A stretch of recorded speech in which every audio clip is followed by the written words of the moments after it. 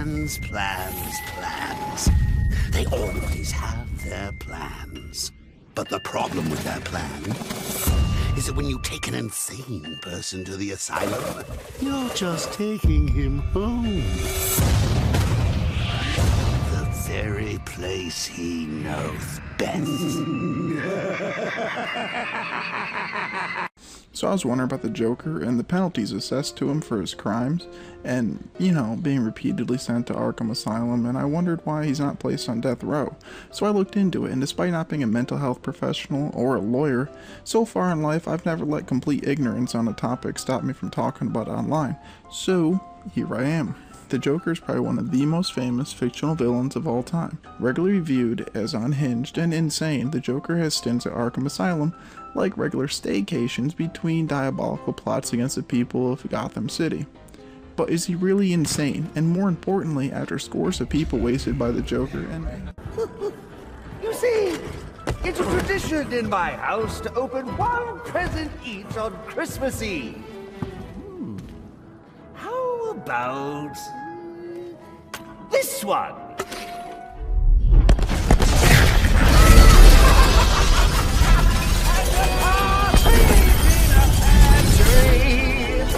How many lives did you just take? None! I think that was just a little stocking stuffer. Numbers vary, but it's safe to assume that over 500 people is a reasonable estimate across the various forms of media he's been featured in. The important question is whether or not the Joker could even be given the death penalty. In order to answer that question, we need to first understand where Gotham is. While a fictional city, Gotham is the comic representation of New York City. If the architecture of the buildings and the streets doesn't give it away, then the scene from The Dark Knight Rises where Bane blows the bridges certainly does. So now that we know where the Joker is spending most of his time while executing these plans, the question is the death penalty even legal in New York? And simply put, no. No, it is not.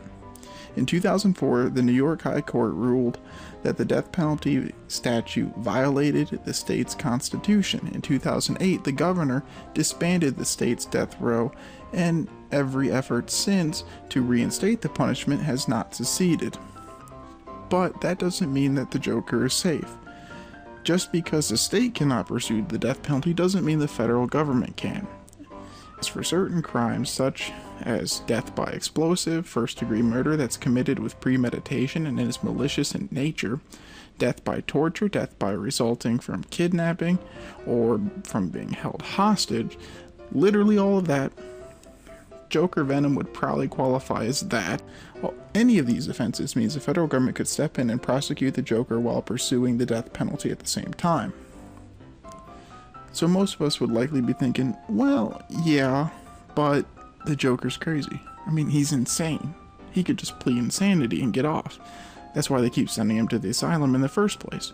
But is he truly insane? Would an insanity plea actually work and send the Joker back to his home away from home? Well, to start with, the insanity plea is used in less than 1% of all cases, and with a success rate that varies between 20 and 25% depending on your source. So, how would they determine if he's insane?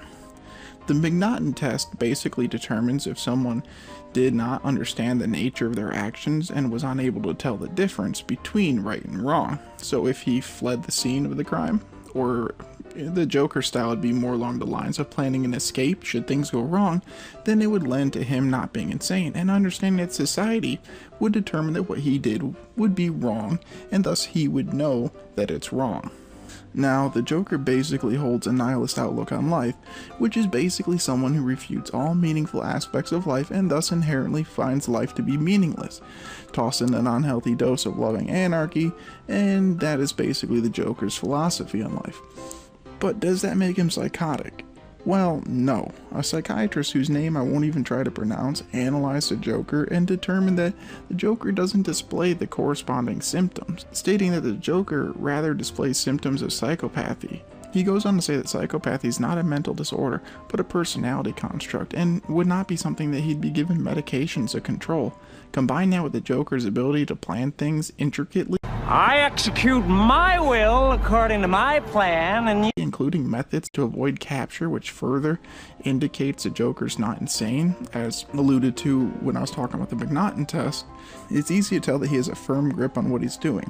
He just has a personality disorder that is defined as persistent antisocial behavior, impaired empathy and remorse, bold and disinhibited, and egotistical traits, which all literally are a solid fit for the Joker. However, it doesn't make him insane, as insanity is a legal term and one that the Joker, with his personality disorder and philosophy on life, doesn't fit.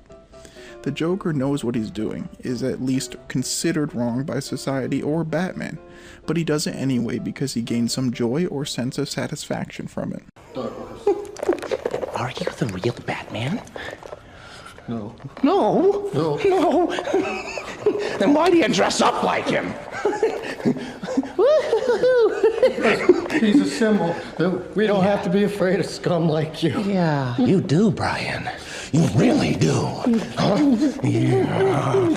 Oh, shush. So you think Batman's made Gotham a better place? Look at me. Look at me!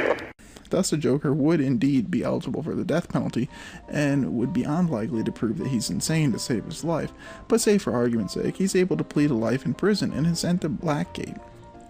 It would still be somewhere that is unlikely to hold him for long before he ends up back on the street after a likely bloody escape, and then eventually back in court on more charges.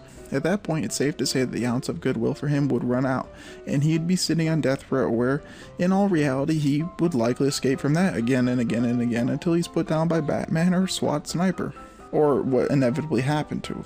So in reality, yes, the Joker could get himself on death row, but with the duration he would be there and how long they would have to wait, he likely would end up repeatedly escaping and making it truthfully no different than sending him to Arkham Asylum. What do you think? Drop those thoughts on this or anything below, and until next time, have a great day.